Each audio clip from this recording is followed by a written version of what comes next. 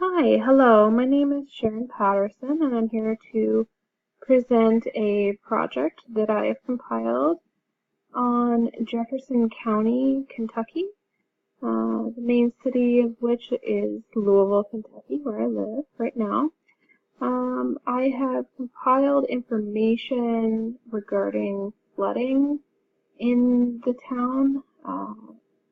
For us here, we are bordered by the Ohio River, and so that is one of the main threats that we have. This project is focused on emergency management, and again, that is one of the main risks that we have here in Kentucky. Well, in northern Kentucky here, right against that main river. So let's go ahead and look at the whole project here. It's compiled of 7 main products here, and in this group you'll find products for all the functions of emergency management, including but not limited to planning, operations, logistics, command, and public information. They've been secured here within this group and shared across the entire agency, or this is hypothetical, so in a real world situation, if this is compiled, then it could be distributed across the entire agency, or allowed access for the entire agency. So let's go ahead and dive into these individual products. Let's first look at this story map, and it'll give you a better idea of what we're looking at in Kentucky here. So let's go ahead and launch that.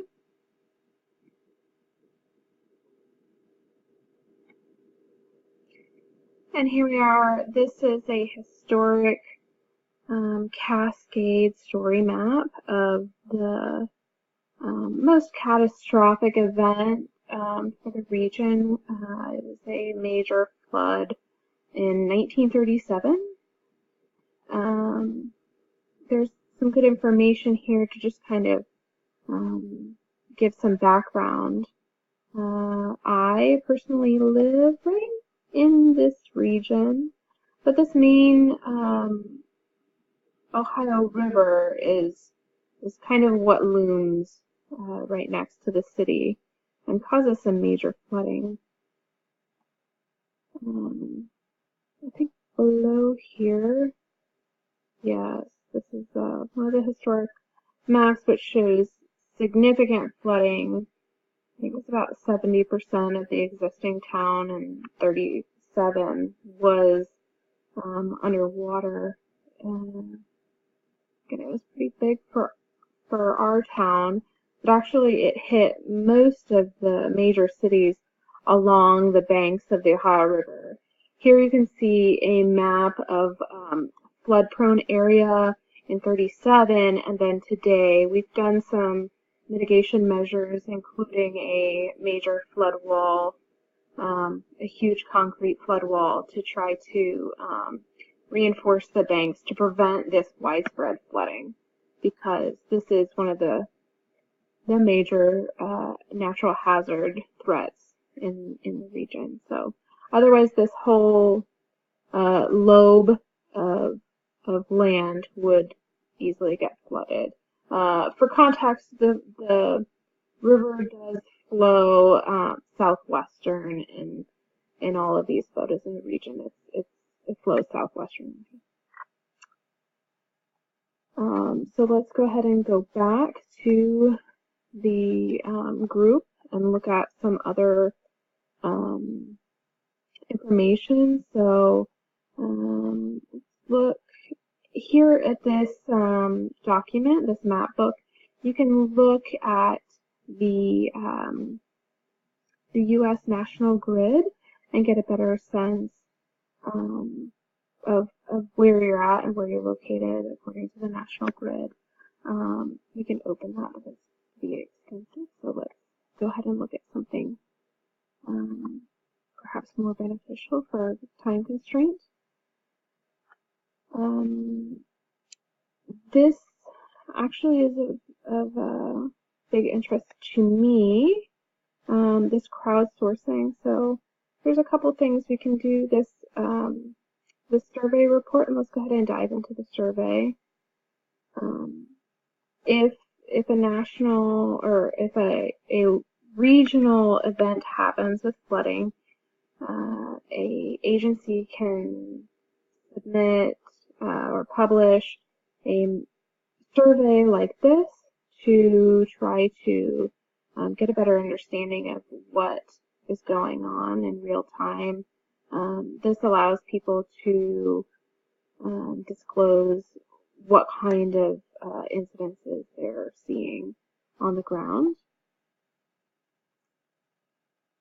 Then we can go ahead and compile all of that information into this public information map.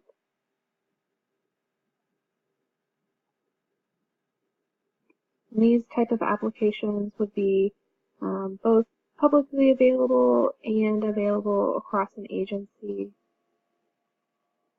This map is particularly interesting to me because it shows some live feeds, and it also searches Flickr and Twitter for keywords such as flood and water and weather for the last day to week, depending on how you set it up.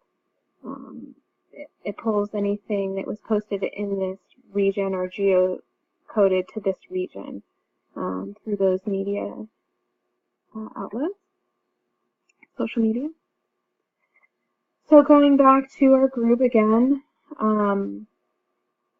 you can then look into a damage assessment